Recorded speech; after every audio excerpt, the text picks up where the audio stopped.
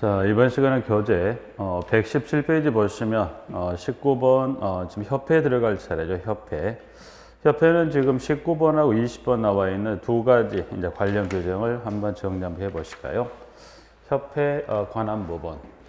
일단 먼저 협회에 관한 부분 한번 잠깐 보시는데, 일단 먼저 지금 두 가지 중에 첫 번째 지금 문항 번호 19번에 나와 있는 것은 협회 설립에 관한 부분의 내용입니다. 그래서 19번은 협회를 설립한다. 그래서 19번은 나와 있는 협회를 설립입니다. 설립에 관한 절차 관련해서 1번부터 해서 문항 6번까지 쭉 나와 있는 부분들인데, 일단 1번은 이제 그 취지 정도 잠깐 볼까요? 1번에 가보면 주택관리사 등 공동택 관리에 관한 기술 행정 및 법률 분쟁에 관한 연구와 그 업무를 효율적으로 수행하기 위하여 주택관리사 단체를 설립할 수 있다라고 되어 있고요. 1번, 2번, 그리고 3번, 4번까지 협회 설립에 관한 1번부터 지금 6번까지 중에 1번부터 4번까지 한번 봐두시고요. 설립에 관한 부분에 혹시 아직 출제된 적은 아직은 없지만 언급한다고 하면 5번하고 6번 정도, 언급은 5, 6번에서 나오지 않을까 합니다. 그래서 5번에 이제 가시면 그 협회 설립에 관한 절차 관련해서 협회를 설립하려면 어떻게 해서 공동주택에 관리사무소장으로 배치된 자의 5분의 1 이상의 인원수를 발견을 해서 정관을 마련한 후 창립총회 의결을 거쳐서 국토교통부 장관 인가를 받아야 한다.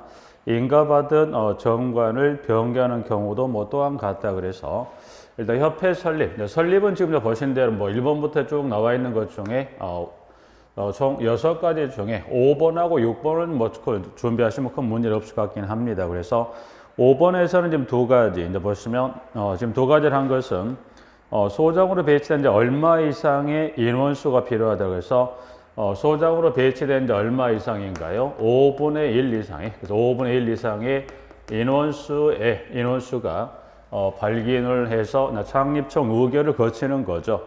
의결을 거쳤다면 그 다음에 절차 누구로 갑니까? 그 다음은 국토교통부 장관의 인가를 받게 되어 있다. 그래서 이 5분의 1 이상 인원수는 이제 그 다음 절차 여기는 국토교통부 장관입니다. 그래서 국토교통부 장관의 지금 보시면 인가를 거쳐 모았다.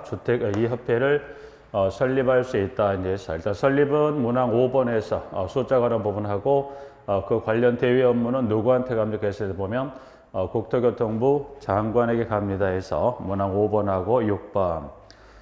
인가했을 때 지체 없이 공부합니다. 이제 그래서 5번하고 6번 살펴보시고 하나 더. 20번에 가면 협회 관련해서 설립은 이 정도만 큰 무리 없이 정리할 것 같고요. 그 다음에 두 번째 협회 관련 부분의 공제사업입니다. 공제사업. 자, 공제사업은 이제 보시면 하나 관리사무소 손해배상 책임에 관한 방법을 정리했었는데 그 손해배상 책임 방법 중에 뭐가 있었냐면 이제 세 가지 보증보험, 공제 그리고 공탁 중에 이제 보시면 공제도 관리사무소 손해배상 책임 방법 중 하나가 되는데 관련해서 이 공제사업도 이 협회에서 그 사업을 할 수 있더라고요. 그래서 20번에 그 내용을 설명을 합니다. 부분들. 일단 여기 20번도 1번도 그 취지 정도 잠깐 보시면 1번. 자, 주택관리사 단체는 관리사무소장의 손해배상 책임과 공동택에 발생한 인적 물적 사고 그 밖에 공동택 관리 업무 관련한 종사자와 사업자의 손해배상 책임 등을 보장하기 위하여 공제사업을 할 수 있다. 그래서 1번은 취지 정도 간단히 하나 확인하시면 될 것 같고요.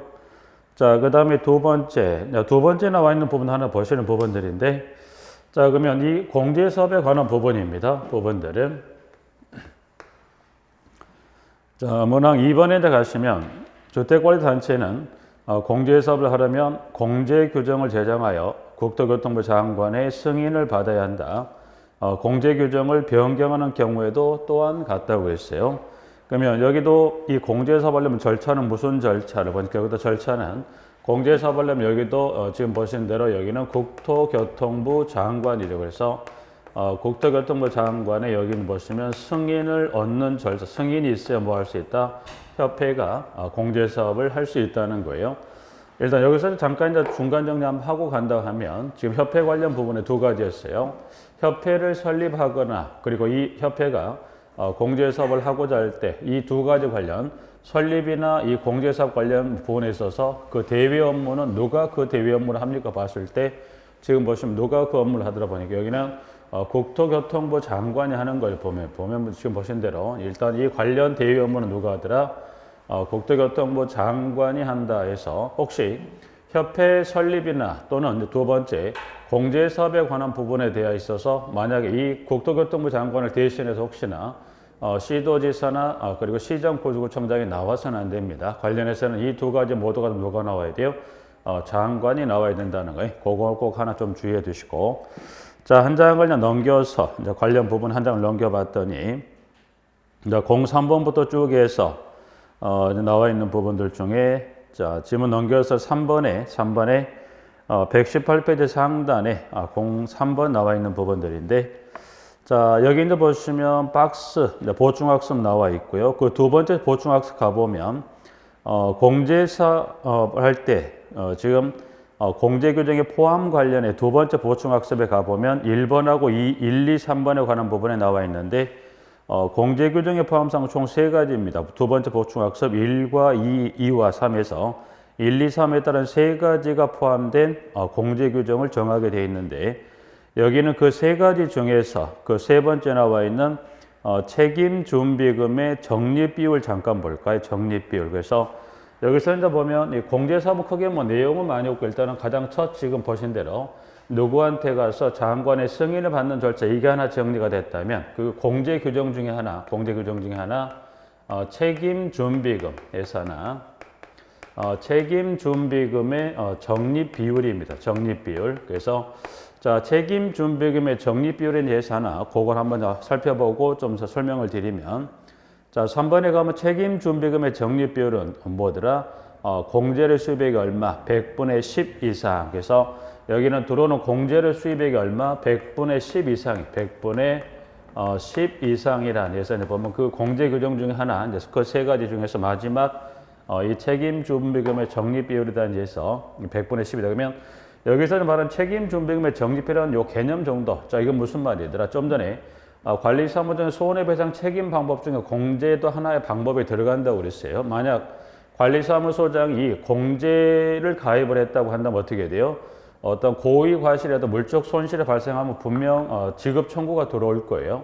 그러면 지급 청구가 들어오면 어떻게 돼요? 항상 뭐 관리사무소장 고의 과실이 확실하다. 그리고 관련 서류를 가지고 들어온다면 뭐 해야 돼요? 돈을 줘야 되기 때문에 이 책임준비금의 적립비율이라는 것은 최소 지급 청구가 됐을 때 얼마 이상을 최소 그 수입액 얼마 이상을 100분의 10 이상을 항상 가지고 있다가 지급할 수 있게끔 그 관련 돈이 이제 책임준비금이다. 그리고 얼마의 돈을 가지고 있어요. 최소 수입액 얼마 이상은 이제 100분의 10 이상은 가지고 있어야 된다 해서 3번 하나 정리하고요.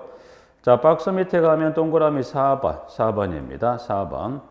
4번에서는 지금 두 가지를 좀 보실 필요가 있어요. 4번에서는. 그럼 4번이 지금 한 두 줄 정도 되어 있는데, 두 가지를 이제 본 다음에 첫 번째, 단체는 공제사업을 다른 회계와 구분하여 별도 회계로 관리합니까? 아니면 다른 회계와 동일 회계로 관리하냐고 해서 여기 보시면 단체는 지금 나와 있는 대로 공제사업을 다른 회계와 구분 별도 회계입니다. 그래서 그 다음 지문에 하나 보실 때 보시면 그 지문 중에는 보면 동일 회계가 아니라 여기는 공제사업을 별도 회계, 별도. 그래서 여기는 그 지문 중에 별도 회계다. 동일 회계가 아니라 여기는 별도 회계로 관리합니다. 하나 그렇게 해서 별도의 회계라고 했어요. 그 부분에 포인트 하나 봐두시고요. 그 다음 하나 더 이어지는 질문에 책임준비금 좀 전에 책임준비금이 무엇인가 잠깐 설명드렸던 부분 이 돈은 분명 이와 같은 지급 청구가 들어올 때 대비해서 항상 일정 금액 이상을 가지고 있어야 되는데 책임준비금을 다른 용도로 쓴다네요. 그랬을 때 보니까 질문은 자 그러면 책임준비금을 다른 용도로 사용하는 경우에는 누구의 승인을 보니까 여기도 마찬가지 누구 장관의 승인을 해서 나와 있는 부분이 있죠. 4번은 그 두 가지 좀 정리하시고 문항 5번입니다. 5번. 단체는 대통령령으로 정한 바에 따라 매년도에 공제사업 운용 실적을 일간신문 또는 단체의 홍보지 등을 통하여 공제계약자에게 공시한다. 그래서 관련 밑에 박스 보충학습 내용이 있죠. 그 부분 확인하는데 여기는 세부적인 1, 2, 3에 관한 그 세부적인 내용보다는 첫 번째 줄에 언제까지 보고한다. 그래서 지금 단체는 다음 사항이 모두 포함된 밑에 1, 2, 3에 포함된 공제사업 운용 실적을 매 회견도 종료 몇 개월 이내 2개월 이내 국토교통부 장관에게 보고하고 일간신문 또는 단체 인터넷 홈페이지 등을 통하여 공시한다고 되어 있습니다. 부분들은.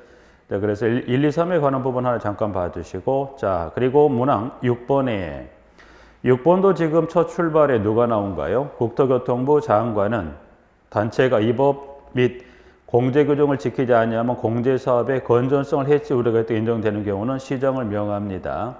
자, 우측의 지문에 7번도 가보면 7번도 자, 법률에 따른 금융감독원 원장은 장관이 요청하는 경우에는 공제사업에 관하여 검사할 수 있다. 자, 8번도 가보니까 장관은 협회를 지도 감독한다. 장관은 감독성 필요한 경우에는 주택관리단체에 대하여 다음의 사항을 보고할 수 있다. 그래서 밑에 이제 그 네 가지 관련 보고사항이 나와 있는데 일단 여기 이제 지금 보신 대로 공제사업은 시험 한번 15회 출제되긴 했어서 3번 출제가 됐었는데 공제사업은 뭐 2번 15회 처음 나오고 아직은 나오냐나 지금까지 한 번 출제되기 때문에 빈도는 그리 높지 않은데 공제사업의 가장 큰 포인트는 이걸로 보시면 돼요. 지금 이제 쭉 공제사업 관련 지금 건너뛴 것도 있고 확인한 것도 있지만 공제사업에서 가장 먼저 확인할 것은 지금 보시면 공제사업에 관한 어떤 그 업무에 관한 법을 쭉 등장할 때 다 누가 나왔어요?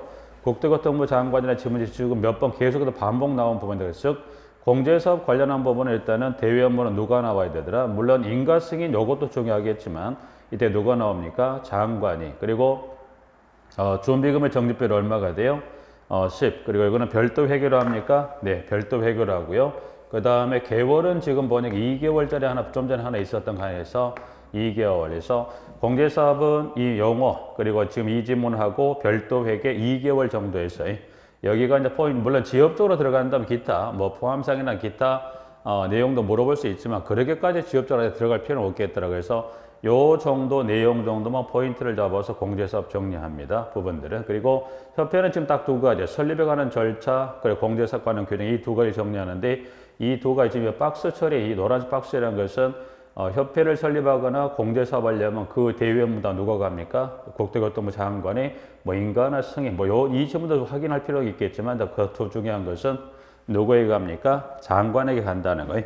그 부분 하나 확인하시고 21번 관리 비용의 지원이나 22번 공동체 관리기구 지원기구는 한번 참조적으로 보세요. 여기는 시험에 언급될 내용은 없습니다. 한 장을 넘깁니다. 넘기면 23번 단지 선정에 단지 선정. 자, 단지 선정은 지금 다 보시면 단지 선정에 관한 것은 1번하고 2번. 1번. 일단 여기 이제 단지 선정은 지금 단지 선정의 주체가 누구인지만 잠깐 확인하자. 그래서 1번의 두 번째 줄은 모범관리 단지를 선정할 수 있다. 그러면 매년 공동택 모범관리단지 선정을 하는 주체는 누가 매년 모범관리단지를 선정하냐 해서 1번의 첫 시작은 보면 누가 나와 있어요? 시도지사가 나와 있죠. 그래서 시도지사는 모범관리단지를 선정할 수 있다. 그 주체는 누가? 시도지사가. 그러면 2번은 지금 첫 번째 줄 끝부분에 공동주택 우수관리단지 선정입니다. 그러면 이 우수관리단지 선정의 주체를 물으면 또 누가 나와야 돼? 맨 첫 줄에 누가 나와 있어요? 국토교통부 장관은. 그래서 여기 1, 2번은 일단 포인트는 여러분들이 그 모범관리단지 선정을 그리고 우수관리단지 선정을 해서 그 단지 선정의 주체가 누구인지 1번은 시도지사, 2번은 국토교통부 장관이다. 이제 그래서 그 주체만 좀 확인하면 될 것 같고요. 자, 24번으로 갑니다. 24번. 자, 24번은 지금 1번에 공동주택 관리 투명성과 효율성을 제고하기 위해서 공동주택 관리에 관한 정보를 종합적으로 관리할 수 있는 공동주택 관리 정보 시스템을 구축 운영할 수 있고 이에 관한 정보를 관련 기관 단체 등에 제공할 수 있다. 누가? 여기 24번 1번에 가보니까 누가 이와 같은 시스템을 구축 운영할 수 있다. 여기도 보니까 1번에 국토교통부 장관입니다. 그래서 일단 거기도 24번 1번 정도 하나 확인할까? 1번 정도 확인하시고 자 25번 권한 위임의 위탁. 여기는 그냥 참조적으로 넘어가시게. 여기는 큰 의미는 두지 마십시오. 25번은 자 28번 부정행위 금지 등도 1, 2, 3에 관한 세 가지가 1, 2, 3, 4 한 장을 넘겼을 때 네 가지 나와 있는 여기도 이제 보시면 한번 참조 보시고요. 27번입니다. 체납된 장기손 충당금의 강제 징수라고 나와 있는데 27번에서는 두 가지 정도, 두 가지라면 각각 지금 보시면 체납된 장기손 충당금의 강제 징수에서는 이제 보시면 자 강제 징수 일단 장기손 충당금은 강제 징수가 안 되는데 관리 주체가 누구냐에 따라 강제 징수할 수가 있어요. 모든 관리 주체가 아니라 지금 자 보시면 27번에서 그거 하나만 잠깐 볼까요? 장기소선 충당금이에요. 장기소선 충당금은 강제 징수가 안 되는데 보니까 이 장기소선 충당금에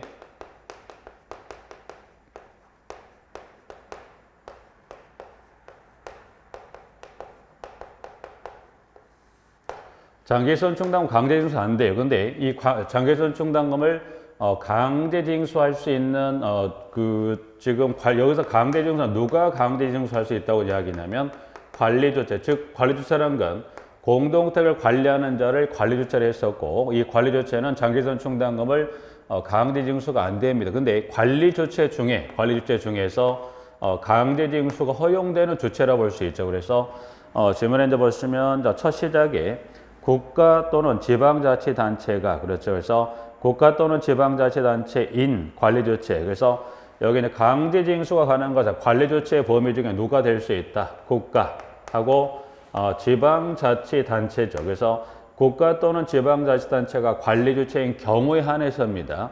모든 관리주체가 다 강제징수할 수 있는 게 아니라 누가 이 중에 그 관리주체의 범주 중에서 국가 또는 지방자치단체가 관리주체로서 공도를 관리하는 어떤 경우라면 그때는 뭐 할 수 있다.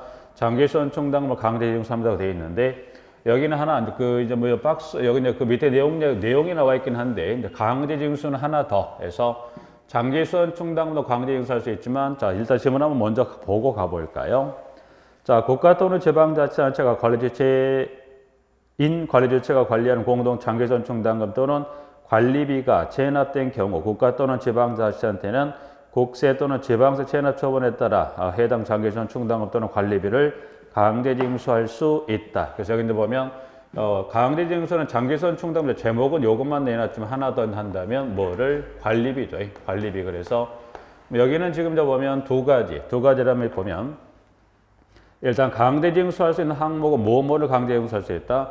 관리비와 장기소선 충당금 강제징수할 수 있는데 이때 강제징수할 수 있는 것은 관리주체라고 해서 모두 할 수 있는 게 아니라 누구 가능하다. 국가와 지방자치단체가 뭐 하더라. 관리주체인 경우는 그때 강제징수하는 거지. 이 국가 또는 지방자치단체인 경우 외에는 장기소선 충당금 관리비가 강제징수가 안 됩니다. 그것만 좀 주의해서 봐주실까요, 부분들은. 자, 그러기 위해서 27번 하나 좀 정리하고요. 자, 28번 보고검사 등 한번 읽어보시고 29번은 공동대 관리에 관한 감독에 관한 내용들이 나와 있습니다. 부분들은 자 여기서 이제 보시면 29번 공동대 관리에 관한 감독 여기도 이제 하나 볼까요? 여기 공동대 관리에 관한 감독에 대해서 지금 나와 있는 부분인데 여기 감독에 관한 규정에 가보시면 일단 여기도 29번에 1번부터 여기는 지금 문항 우측에 문항 지금 쭉에서 다음 페이지 10번까지 쭉 나와 있습니다. 부분들은 자 여기 지금 29번에서는 일단은 보면 1번부터 쭉 나와 있는 부분들인데 또 여기는 하나 우측에 123페이지 일단 2번으로 갑니다. 2번 자 123 박스 밑에 보충학습 박스 밑에 가면 동그라미 2번이 있는데 이제 관리에 관한 감독에 관한 규정 중에 이제 보셨을 때 자 공동체 입주자 등은 위 1에 니은, 디귿 또는 미음에 해당하는 경우 전체 입주자 등의 10분의 3 이상의 동의를 받아라고 되어 있어요. 그래서 일단 그러면 지금 이제 1번의 박스에 들어있는 내용들 중에 보면 모두가 해당된다는 게 아니라 니은, 디귿, 미음이다. 그래서 여기 관리에 관한 감독에 관한 규정 중에 여기 뭘 하나 살펴볼 거냐면 이 관리에 관한 감독에 관한 규정 중에는 감사 요청이에요. 감사를 요청한다. 감사 요청인데 감사 요청을 합니다. 이 감독에 관한 그 규정 중에 뭘 살펴볼게. 감사를 요청해요. 누구의 감사 요청을 할 때는 지방자치단체장이에요. 그래서 지방자치단체의 장입니다. 단체의 장에게 공동주택 입주자 등이 감사를 요청할 수 있어요. 그러면 감사 요청은 지방자치단체장에 감사 요청할 수 있는데 일단 보시면 여기는 그러면 여기는 두 가지를 봐요. 사유는 어떤 사유에 해당했다면 그러면 절차란 것은 지금 보는 입주자 등이 얼마 동의를 갖춰 요건을 하고서 지방자치단체장에 감사를 요청할 거냐. 사유는 좀 방금 사유는 지금 세 가지죠. 니은, 디귿, 미음. 그래서 사유는 지금 보면 니은과 디귿과 미음에서 세 가지 사유에 해당한다. 그때 절차는 지금 보신 대로 전체 입주자 등이 얼마 이상 10분의 3 이상의 동의를 그래서 있는데 보시면 여기는 절차는 여기는 전체 입주자 등의 얼마 이상의 동의를 10분의 3 이상 그래서 10분의 3 이상의 동의를 받으면 그때는 지방자치단체장에게 감사 요청할 수 있다고 그래서 여기는 일단은 먼저 요 요건 전체 입주자 등이 얼마 동의가 필요하냐 요 요건도 하나 꼭 기억할 필요가 있고요. 자, 사유는 일단 좌측에 이제 보면 박스에 좌측에 122페이지 하단에 박스에 이제 기억부터 쭉 나와 있는 것 중에 일단 세 가지죠. 니은 명령이나 처분을 위반하여 조치가 필요한 경우, 디귿 단지 내 분쟁의 조정이 필요한 경우, 그 다음에 디귿 입주자 등이 공동택 관리 규약을 위반한 경우다. 그래서 니은, 디귿, 미음. 그래서 여기는 이 세 가지 중 하나에 해당하는 이 셋 중에 하나 사유에 해당한다는 그때 전체 입주자 등이 10분의 3 이상의 동의를 받아 지방자치단체장에게 뭐 할 수 있다? 감사를 요청할 수 있다. 그래서 여기는 사유 하나, 둘, 셋 동의는 얼마? 입주자 등이 얼마 이상? 10분의 3 이상의 동의를 받아 감사를 요청할 수 있다는 것까지. 그래서 그 부분 일단 동그라미 2번의 부분 하나 쭉 봐두시고 그 부분 일단 하나만 정리하실게요. 하나 정리하고 한 장을 넘겨봅니다. 30번은 지금 한 장을 넘겼을 때 30번에 공동택 관리비리 신고센터 설치 등이 나와 있어요. 부분들은. 자, 그럼 30번은 지금 30번은 지금 보면 30번에 지금 30번 관련 124, 125까지 쭉 기술이 되는 부분들인데 일단 관리비리 신고센터 설치 등을 하나만 확인할게요. 하나만. 기타적인 부분은 수치 관한 부분들이니까 여기는 그 세부적인 수치는 지금 이번에는 좀 생략을 할 거고요. 하나 확인할 거 뭐를 확인할 거냐면 30번에 가면 1번입니다. 자, 공동택 관리비리와 관련된 불법행위 신고, 접수, 처리 등에 관한 업무를 효율적으로 수행하기 위하여 공동택 관리비리 신고센터를 설치 운영할 수 있다. 그러면 이 공동택 관리비리 신고센터 설치 운영에 그 주체를 물어보면 첫 번째 1번에 누가 나온가요? 국토교통부 장관이 나옵니다. 그 30번에 1번에 국토교통부 장관이 나온다. 그래서 30번에서는 1번의 지문 정도만 좀 확인하겠습니다. 기타 나머지 이제 보면 지금 125페이지 하단까지 박스 처리된 보충학습란의 내용과 기타 내용이 있는데 여기는 여기는 복잡한 내용은 없습니다. 여러분들 쭉 관련 수치, 특히 일수에 관한 부분을 확인할 필요 있는 부분들이니까 이 수치는 지금 정리해봐야 큰 의미가 없기 때문에 이거는 다음 시마 때 관련 수치 한번 쭉 확인하도록 하겠습니다. 자, 넘겨갑니다. 넘기면 지금 126, 127 여기도 이제 큰 의미는 없어요. 지금 여기도 이제 보면 시험과 관련해 나올 만한 지문은 그게 그 지문 중에 자, 관련해서 126, 127은 한번 참조적으로는 보시게요. 부분들은 자, 128페이지 가보시면 제한 또는 동의인데 아직은 이제 전체 일괄 정리할 아직 단계는 아니기 때문에 여러분들이 여기 이제 박스표도 다음 시마 때 일부 일단 시마 때 전체 일단은 기본하고 시마 과정에 연계학습을 하는 부분을 나눠놨기 때문에 이제 그 부분들을 한번 정리가 되고 나서 128페이지 박스에 들어가 있는 제한 또는 동의 관련 내용들을 정리할 필요가 있기 때문에 여기도 이제 박스로 구분이 됐다는 것 정도만 하나 확인하실게요. 그래서 일단 5장은 챕터 5장은 그리고 이제 마무리를 짓겠습니다. 넘겨서 134페이지에 134. 챕터 6장에 지금 벌칙이 나와 있습니다. 벌칙도 지금 134부터 해서 136까지인데 벌칙은 여기 이제 보면 벌칙 관련해서 이제 보면 벌칙에서부터 과태료까지가 쭉 기술이 되어 있는데 벌칙 과태료는 지금 보시면 지금 23회까지 여러분 24회 시험을 보고 계시니까 23회까지 실시됐던 시험 중에 2문제 나왔습니다. 그래서 여기도 빈도상은 거의 여기도 중요한 거 차지하지 않고요. 여기도 다음 시마 때 몇 가지만 좀 선택도로 체크해서 확인할 거예요. 여기도. 그래서 벌칙도 그냥 지금은 넘어가실게요. 6장을 넘어가고 자 139에 가면 이제 7장에 자 주택에 관련된 이제 보시면 이제 실장을 좀 살펴봐야 할 내용들이 좀 있습니다. 보실까요? 그래서 7장에 이제 가면 139에 민간 임대주택의 관리에 관한 부분이 된다. 그래서 관리에 관한 여기는 좀 살펴볼 필요가 있어요. 내용들 좀 보겠습니다.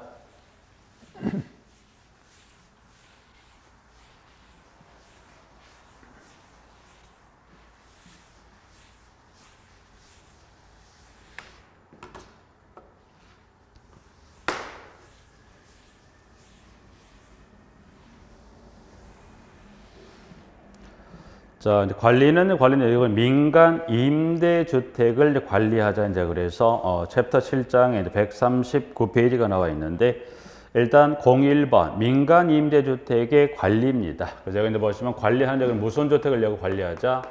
민간 임대주택입니다. 그래서 민간 임대주택을 뭐 하자? 관리하자는 거. 이제 그러면 자, 이 민간 임대주택을 관리하는데 일단은 먼저 1번에 동그라미 1번에 가 보니까 자, 민간 건설 임대주택 및 대통령령으로 정하는 민간 매입 임대주택의 회계 서류 작성 보관 등 관리의 필요사항은 대통령령으로 정하는 바에 따라 공도관리법을 적용한다. 1번은 그렇더라는 보았듯이 여기서 이제 보면 2번부터 좀 살필 내용들이 있죠. 2번 갑니다. 임대사업 또는 민간 임대주택이 300세대 이상의 공동주택 등 대통령령으로 정하는 규모 이상에 해당하면 공동관리법에 따른 주택관리업자에게 관리를 위탁하거나 자체 관리하여야 한다고 그랬어요. 그럼 여기 2번에 지금 첫 번째 끝부분에 대통령령으로 정하는 규모라는 걸 밑에 박스에 들어가 있는 기역, 니은, 디귿에 따른 세 가지 규모를 말합니다. 그러면 여기서 이 민간임대 관리에 관한 규모, 일단 규모는 일단 규모 볼까 규모.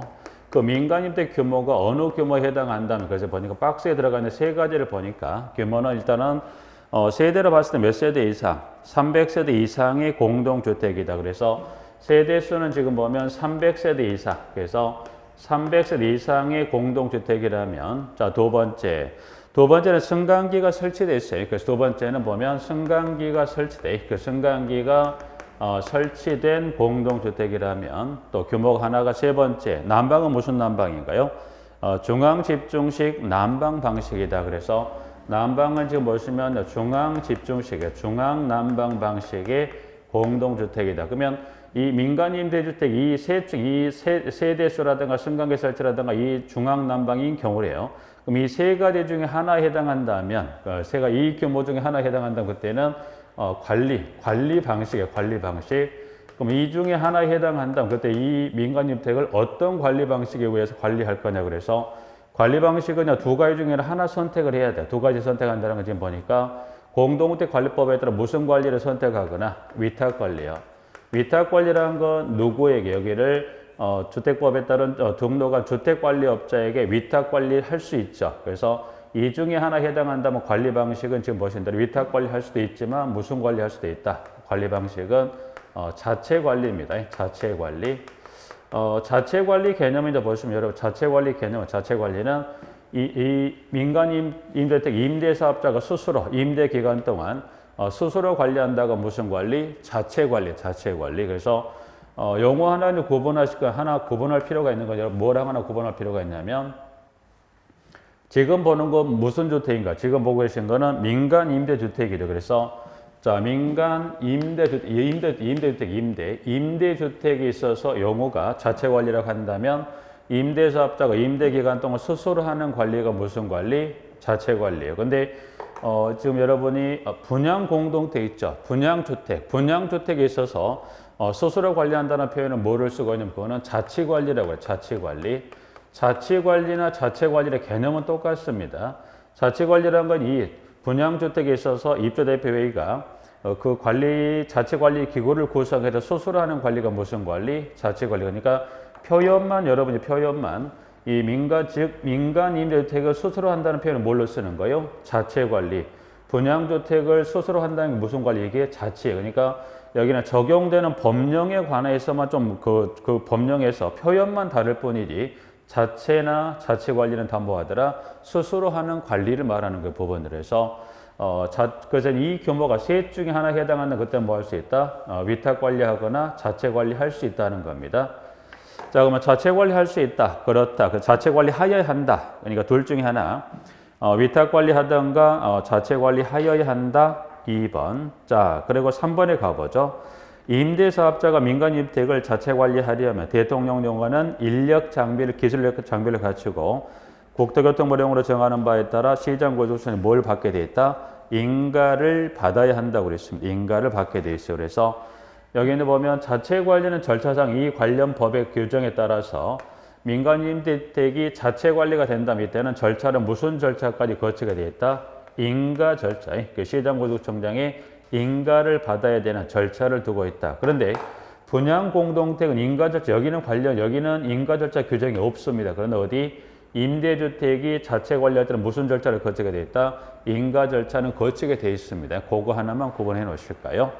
그래서 문항 3번 하나 정리하고요. 자, 그 다음에 4번입니다.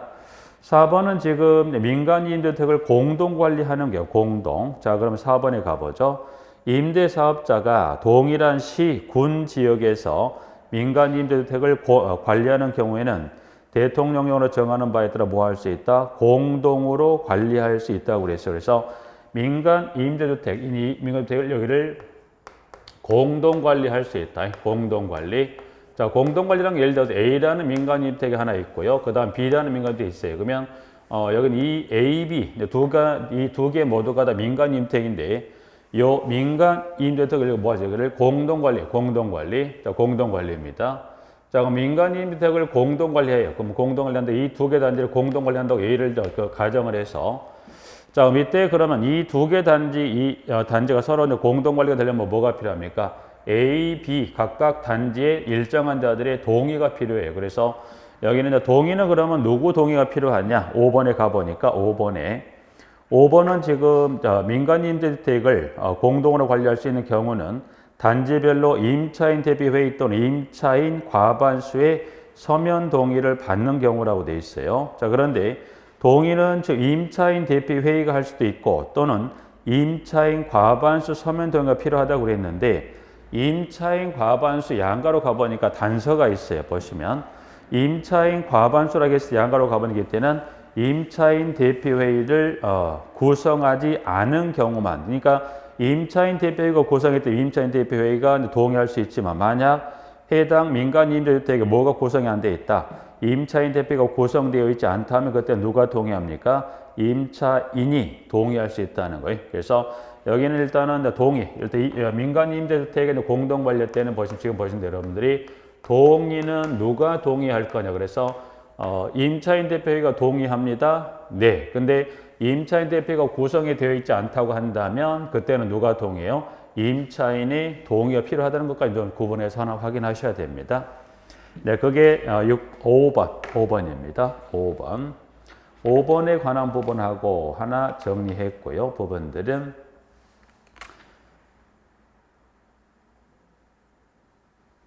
6번은 지금 보면 관리비 관련 부분에 나와 있는 부분입니다. 그래서 6번은 지금 보면 관리비 관련해서 임대사업자는 국토교통부용으로 정하는 바에 따라 임차인으로부터 민간 임대주택을 관리하는 데 필요한 뭘 받을 수 있다? 경비를 받을 수 있다는 데에서 한 장을 넘겨보시면 관리 관련해서 지금 140페이지하고 141페이지 가시면 관리비 관련 부분에 이 민간임대주택법에 정하고 있는 관리비 규정의 내용들이 일부 지금 내용이 들어가 있습니다. 내용들은.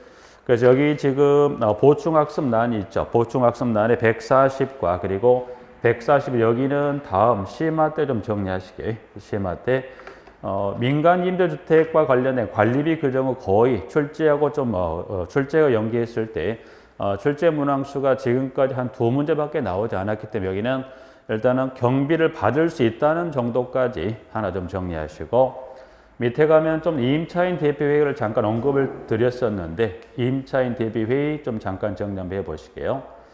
자, 그러면 지금부터 여기는 이 동의 관련 임차인 대비회의가 동의에 관한 부분을 정리했었는데 자, 그럼 임차인 대비회의 여기를 좀 몇 가지 한번 보죠. 임차인 대비회의 관한 부분을 잠깐 보시겠습니다. 자, 임차인 대비회의는 보시면 여러분들이 이제 분양주택에 있어서 입주자 대비회의가 있었어요. 그래서 분양주택의 입주자 대비회의와 유사 성격의 민간임대주택에 가면 무슨 뭐가 있다? 의결기구 성격이 뭐가 있다? 임차인 대비회의가 있다고 그래요. 그래서 자, 임차인 대비회의는 그 142대 박스 밑에 2번에 가보면 1번 자, 임차인 대비회의는 일단 먼저 하나 정리하고 넘어갈 부분이 뭘 하나 지금 확인할 필요가 있냐면 임차인 대비회의는 지금 이제 보면 여러분이 보셔서 임차인 대비회의는 가장 일단 먼저 정리할게. 구성할 수 있다. 구성할 수 있다요. 그럼 구성할 수 있다는 것은 구성을 해도 구성하지 않아도 그건 뭐 문제가 안 돼요. 상황에 따라 구성해도 안 해도 관계없지만 그러나 경우에 따른 이 임차인 대비회의를 뭐 하더라? 구성하여야 한답니다. 구성하여야 한다. 그러면 임차인 대비회의를 구성하여야 한다? 그러면 두 가지예요. 지금 봤던 대로 구성할 수도 있지만 구성하여야 한다. 그럼 이때 구성할 수 있다, 하여야 한다는 뭘 기준으로 놓고 구성할 수 있다, 하여야 한다로 이거를 정리할 것 이때는 그 민간임대주택의 이 세대수가 어느 규모에 해당하면 할 수 있고요. 또 어느 규모에 해당하면 하여야 한다로 나눠집니다. 그래서 그 규모를 살펴보면 자, 그 첫 번째 지금 1번에 임대사업자가 20세대 이상의 민간임대주택을 공급하는 단지 입주하는 임차인은 임차인 대비회의를 구성할 수 있다. 그래서 세대수를 보니까 몇 세대 이상이라면 지금 보신 대로 몇 세대 이상이라면 20세대 이상, 20세대 이상. 그 민간임대주택의 세대수가 20세대 이상 임차인 대비회의는 구성할 수 있다는 것은 구성해도 구성하지 않아도 큰 문제는 되지 않는데 구성하여야 한다고 그랬어요. 그럼 그 규모가 어느 규모냐 해서 자, 문항은 이어서 다만 임대사업자가 150세대 이상의 민간 임대주택을 공급하는 공동주택 단지 중 다음에 어느 하나에 해당하는 공동주택 단지 입주하는 임차인은 임차인 대비회의를 구성한다고 그랬어요. 그래서 구성하여야 하는 규모는 다음 페이지에서 잠깐 한번 확인해 볼까요? 자, 한 장을 넘기시면 박스에 좀 두 가지가 들어있죠. 보니까 기억. 일단 세대수만 봤을 때 300세 이상의 공동주택이다. 그래서 세대수 기억번입니다. 기억번 300세 이상의 공동주택 단지 그리고 니은은 지금 두 가지 승강기가 설치되었거나 중앙집중식 난방 방식의 공동주택으로서 150세대 이상인 공동주택 단지면 그때는 뭐 임차인 대비회의를 구성한다. 그래서 규모는 지금 보신 대로 보죠. 그럼 일단 구성하여야 한다. 구성하여야 한다는 지금 본 대로 두 가지로 나눠서 한번 보면 지금 보신 대로 세대수만 놓고 봤을 때 몇 세대 이상이 된다면 그때 세대수만 봤을 때 300세 이상이 되면 그때는 뭐예요? 선택해야 되는 그때는 구성하여야 한답니다. 자, 그리고 세대수가 이제 150세대인데 150세대 그러면 세대수가 300세대 이상 세대수만 봤을 때 300세대가 넘어간다면 이상이라면 구성하여야 한다. 그리고 세대수 단서가 150세대 이상이면 구성하는데 이때는 이 연결되는 지문의 요건이 보니까 150세대 이상을 한 게 아니라 150세 이상에서 뭐가 설치됐다? 150세 이상으로서 승강기가 설치됐거나 그렇죠? 승강기가 설치됐거나 또는 난방이 무슨 난방이라고 그랬어요? 지금 보신 대로 중앙 난방 방식의 공동주택이라면 그때는 뭐 하더라? 임차인 대비회의는 구성한다. 그래서 다시 정리하면 20 이상이면 할 수 있다. 그러나 구성한다는 것은 단순 세대수가 몇 세대면 되면 300 이상이면 구성해야 되고요. 그 세대에서 150세대 이상이면서 승강기가 설치됐거나 또 150 이상이면서 중앙난방 방식 일단 임차인 대표는 뭐 하더라? 구성하여야 한답니다. 구성하여야 한다. 그래서 일단은 할 수 있다, 하여야 한다에 따른 세대수 정도 하나 좀 정리할 필요가 있고요. 자, 이제 그러면 1번에 따라 할 수 있다, 한다를 하나 정리했다면 2번으로 갑니다. 2번. 자, 이제 임대사업자는 입주예정자 과반수가 입주한 때에는 과반수 입주한 날부터 30일 이내에 입주 현황과 임차인 대표를 구성할 수 있다는 사실 또는 구성하여야 한다는 사실 입주한 임차인에게 통지한다라고 되어 있어요. 다만 임대사업자가 본문에 따른 통지, 즉 30일 이내에 통지를 해야 되죠. 누가 통지합니까? 통지를 임대사업자가 해야 되는데 임대사업자가 하지 않았다라면 누가? 시장 군수구청장 임차인 대표를 구성하도록 임차인에게 통지할 수 있다. 그래서 임대사업자가 30일에 통지를 해야 되는데 그 일을 하지 않았다면 누가? 시장 군수구청장이 대신해서 임차인에게 통지할 수 있다. 그래서 2번 하나 확인합니다. 부분들은 2번 하나 체크 봐주시고요. 일단 2번까지 체크하시고 자, 밑으로 7번으로 갑니다. 7번. 자, 일단 건너뛰는 부분 일단 크게 유념하지 마시고 일단 자, 이제 그와 같은 통지가 있다면 이제 뭘 구성해야 돼요? 자, 그 통지를 받았다면 뭘 합니까? 이때 임차인 대표를 구성해야 돼요. 구성. 이제 30일이나 뭐 통지 안 하면 시정원에서 통지했다면 이제 뭘 합니까? 임차인 대표를 구성을 합니다. 구성을 하려면 일단 임차인 대표를 구성하면 이 구성원을 먼저 뽑아야 돼요. 임차인 대표를 구성을 하면 누구를 먼저 뽑게 돼 있냐? 밑에 가보니까 문항 7번입니다. 7번. 임차인 대표 외에는 민간 임대주택의 동별 세대수 비례에 선출한 대표자로 구성한다고 해서 이거를 동별 대표자가 됩니다. 동별 대표자. 그럼 일단 이제 구성하기 위해서 일단 여기를 누구를 먼저 뽑습니까? 그와 같은 누구를 동별 대표자를 선출합니다. 동별 대표자. 임차인 대표회의 관련 동별 대표자는 정리할 내용이 많이 없어요. 그래서 동별 대표자를 일단 선출되려면 뭐 해야 돼요? 이 관련법에 따른 자격을 갖춘 자 중에서 동별 대표자를 선출합니다. 여기는 지금 자격을 딱 두 가지로 나눠 보시면 돼요. 지금 보신 대로.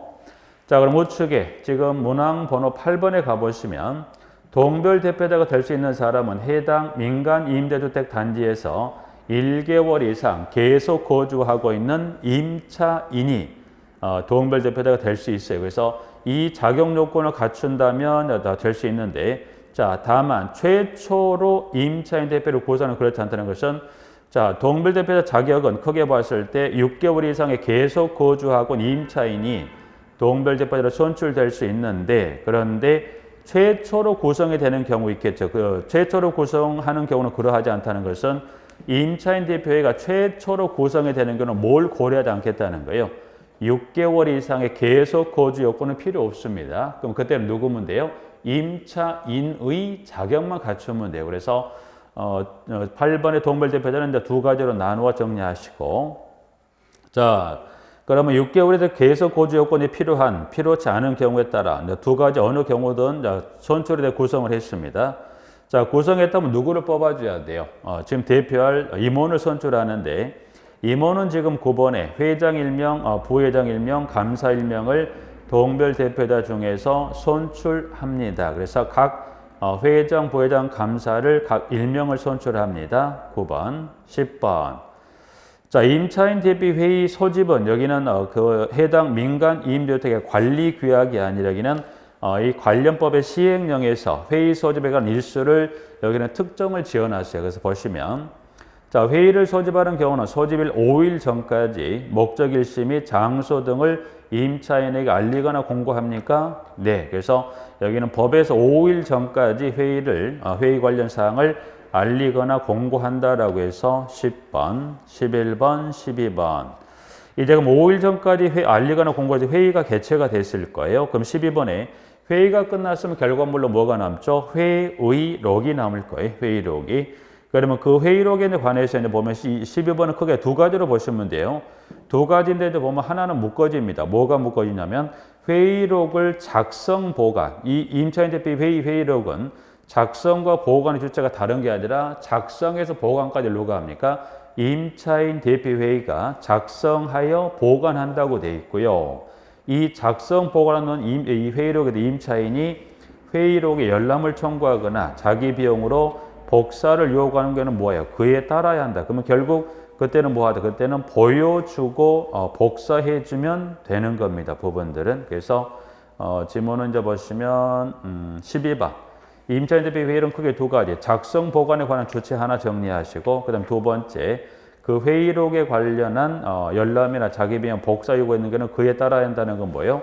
이건 아무런 제약이 없다고 보시면 돼. 보여주세요. 보여주면 되고 그리고 자기 비용이란 거 돈을 줄 테니 뭐 하세요? 회의록 복사해달라고 그때는 어떻게 그에 따르는 거는 복사해주면 되는 겁니다. 그래서 임차인 대표인의 구성은 크게 여기는 뭐 복잡한 거 없습니다. 입주 대표에 가지 뭐 여러 가지 뭐 규정을 따고 있는 게 아니라 구성은 작용 조건 딱 둘 중에 하나. 그리고 회의 소집은 법에서 5일 전 끝났 다음에 회의록을 작성 보관은 누가 임차인 대표 회의가 작성 보관까지 하고 보여주세요 복사해달라면 그때는 그에 따라야 한다는 것은 yes가 됩니다. 임차인 대표 회의까지 일단은 큰 정리했었고요. 협의사항 지금 좌측에 04번 박스 요거는 다음에 하셔도 돼요. 지금 뭐 세부적으로 임대사업자 임차인 대표 회의 간에 협의사항까지 아직 들어갈 일은 없습니다. 그래서 04번 여기는 다음 설명을 드리도록 하고 좀 쉬었다가 3번 특별수선 충당금에 관한 부분 좀 쉬었다 여기부터 들어가도록 하겠습니다.